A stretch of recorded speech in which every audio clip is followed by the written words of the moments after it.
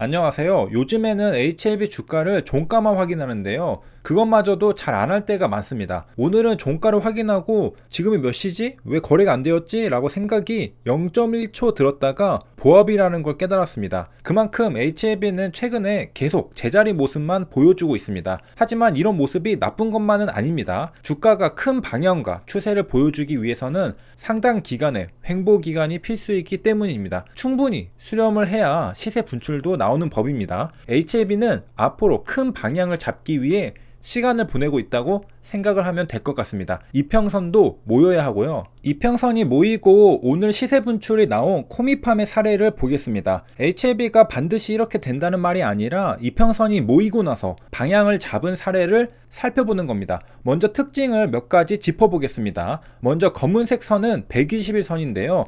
장기 이평선입니다. 코미팜도 HLB와 마찬가지로 우하향하는 차트를 그리고 있었죠. 그리고 내려오는 중에 반등하려고 하면 121선을 맞고 떨어지는 걸 심심찮게 볼 수 있습니다. 여기죠. 우하향하는 중에는 반등하려고 하면 이평선을 맞고 떨어집니다. 특히 121선을 맞고 떨어지죠. 그런데 이제 121선을 맞지 않고 떨어지지도 않는 구간이 생깁니다. 바로 이평선이 모이는 구간이죠. 이평선이 밀집되는 구간입니다. 여기죠. HLB도 121선을 맞고 떨어지는 구간을 마찬가지로 찾을 수 있습니다. 여기죠. 우하향하는 자리는 코미팜과 굉장히 비슷해 보이죠. 코미팜이 좀 더 장기적으로 우하향하는 차트였지만 모양은 굉장히 비슷합니다. 그리고 코미팜은 여기에서 드디어 이평선이 모입니다. 그리고 어떻게 되었을까요? 장대 양봉이 나오면서 추세 전환에 성공합니다. 상한가로 추세 전환을 멋지게 성공시키죠. 거래량은 600만 주가 터졌습니다. 장대 양봉이 나오는 도중에 121선이 만나지 않으니까 머리 맞고 떨어질 이유도 없겠죠. 예전에는 장대 양봉이 나오려고 하면 이평선을 맞고 떨어졌습니다. 그런데 이제 121선은 저 아래에 있으니까 저항선이 하나 사라진 셈이죠. 분명 여기도 거래량이 터지면서 장대 양봉이 나왔는데 121선 이평선을 맞고 떨어졌습니다. 코미팜의 사례를 본다면 결국 HLB도 위든 아래든 방향을 정하려면 이평선이 모여야 한다는 걸 알 수 있죠. 그리고 아직 이평선이 모이지 않았습니다. 그리고 HLB는 좋은 재료가 예정되어 있으니까 코미팜처럼 뉴스 기사를 대동하면서 멋지게 추세 전환할 가능성이 있습니다. 코미팜은 오늘 뉴스가 있었습니다. 희귀의약품 지정 뉴스 기사가 있었죠. 코미팜은 악성 뇌종양 치료제 코미녹스를 개발하고 있는데 미국 FDA로부터 희귀의약품으로 지정을 받았습니다. HLB 이뮤노믹도 뇌종양 치료제를 개발하고 있죠.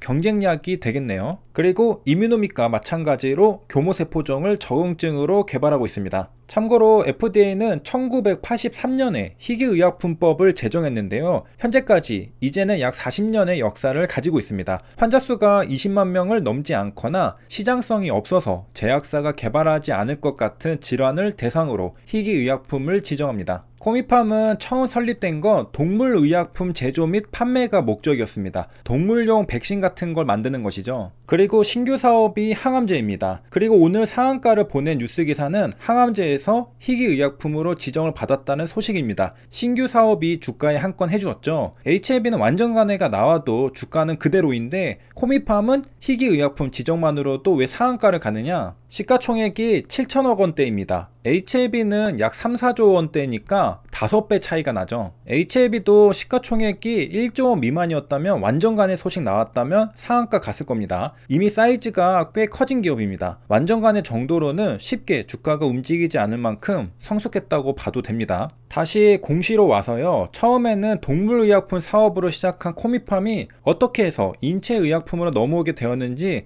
그 배경에 대해서 설명해주고 있는데요. 그 당찬 포부를 느낄 수 있습니다. 동물의약품을 만드는 기업이다 보니까 동물 사육사를 보유하고 있고 마우스, 래트, 닭, 개, 돼지 등을 사육하면서 여러가지 신물질들을 동물에 투여하면서 신약 개발을 시도하게 되었다고 합니다. 그리고 그 과정에서 인간한테도 효능이 있을 것 같은 신물질들이 나왔겠죠. 이런 걸 활용해서 인체의약품도 개발해보자고 생각했던 것 같습니다. 실제로 글로벌 제약사인 바이엘, 화이자, 베링거 인겔하임 등도 코미팜과 같은 동물용 의약품 분야의 사업을 영위하고 있다고 합니다. 그러니까 코미팜이 동물의약품 사업에서 인체의약품 사업까지 하면서 비즈니스 모델은 글로벌 제약사와 비슷해지게 된 겁니다. 그리고 인체의약품을 하게 된 이유는 여러 가지 이유가 있겠지만 기업은 역시 돈을 많이 벌 수 있는 시장에 뛰어들게 되죠. 시장 규모가 1조 달러니까 하나로 1000조 원에 달하는 인체의약품 분야에 도전해서 세계적인 글로벌 제약기업이 되겠다는 게 코미팜의 비전입니다. 저는 이런 기업들의 발언을 좋아하는데요. 목표는 그저 그런 회사가 되는 게 아니라 세계적 글로벌 제약기업이 되겠다는 겁니다. 제가 길리어드 사이언스를 좋아하는 것도 불가능해 보이는 시장에 진입해서 엄청난 신약을 결국 개발해내면서 평정해버립니다. 엄청난 카리스마죠. 설령 코미팜이 운이 나빠서 잘 안된다 싶어도 이렇게 높은 이상과 꿈을 가지면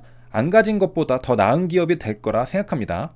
제가 코미팜이 좋으니까 매수해라 그런 게 아니라 저런 멘트를 좋아한다는 겁니다. 실제로 실현시킬 수 있는 역량을 충분히 보유하고 있는지는 또 공부해봐야 하겠죠. 저는 사실 코미팜을 잘 모릅니다. 그래서 지금 겸사겸사 공부하는 것이고요. 이런 지식이 쌓여서 통찰력이 생긴다고 굳게 믿습니다. 그래서 오늘 코미팜 단타 쳤는데 일찍 팔아버렸죠. 희귀의약품 지정으로 상한가를 간다고를 생각하지 못했습니다. HLB만 보다 보니까 완전 간회에도 꿈쩍 않는데 설마 코미팜 시가총액이 1조 원은 안 되어도 7천억 원인데 희귀의약품 지정으로 상한가를 갈까 했는데 갔죠. 세 줄 요약입니다. 주가가 우하향 중에는 장대 양봉이 나오더라도 121선을 맞고 떨어집니다. 그래서 횡보하면서 121선도 밀집되는 시간이 필요합니다. 바이엘, 화이자, 베링거 인겔하임은 동물용 의약품 사업을 합니다. 아무래도 임상시험을 하기 전에 동물 실험도 하기 편한데 겸사겸사 같이 하는 걸로 보입니다. 1983년에는